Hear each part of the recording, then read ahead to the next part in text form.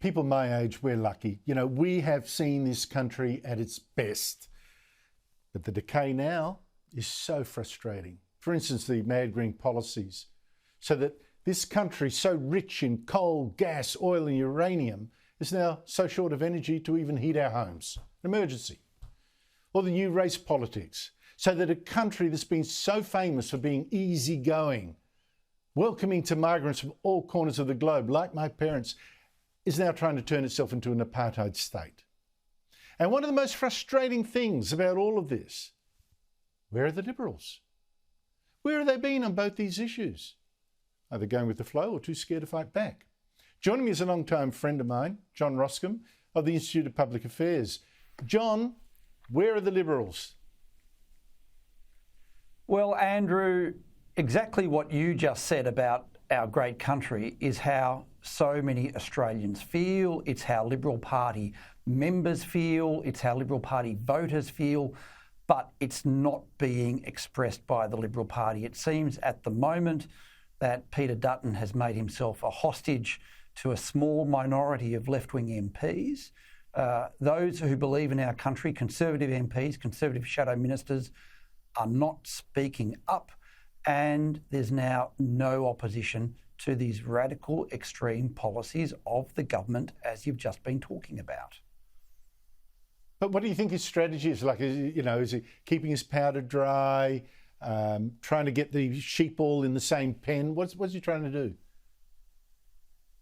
Well, he's terrified. The shadow cabinet is terrified of a small number of left-wing MPs crossing the floor on, for example, Labor's emissions reductions legislation, people like Bridget Archer and Andrew Bragg.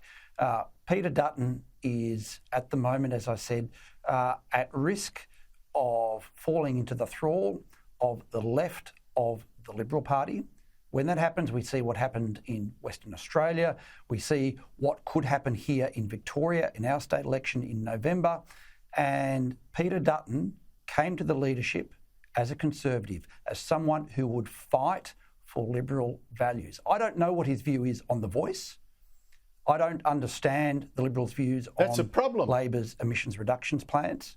And it is a huge problem, and it's bad for Australian politics and policy if we are not debating. Your debate with Chris Kenny just then was really the only discussion we've had in Australia about the pros and cons of The Voice. And if the Liberal Party is not having a debate, asking questions and expressing a view on why Liberals should not be divided by race, then in the eyes of many people, they're little better than Labor Light. And Peter Dutton is better than this. He's been in the job for 2 months. On his first day, he should have said no to net zero. He should have said yes to racial equality, no to The Voice.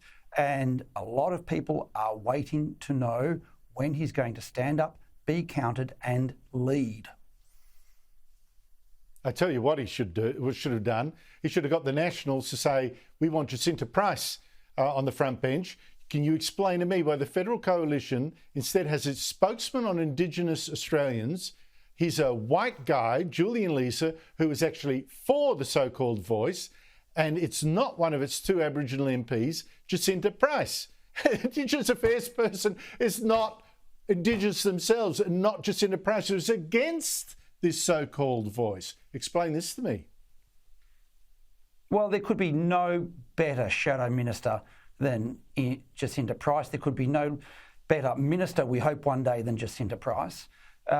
But the truth is there's too many Liberal MPs who are afraid of Jacinta speaking the truth. If you were to give an exemption she to put the cat amongst the pigeons, to tell though. the truth. I mean, if they were able to tell the truth, they would agree with Jacinta. They resent her bravery, her courage.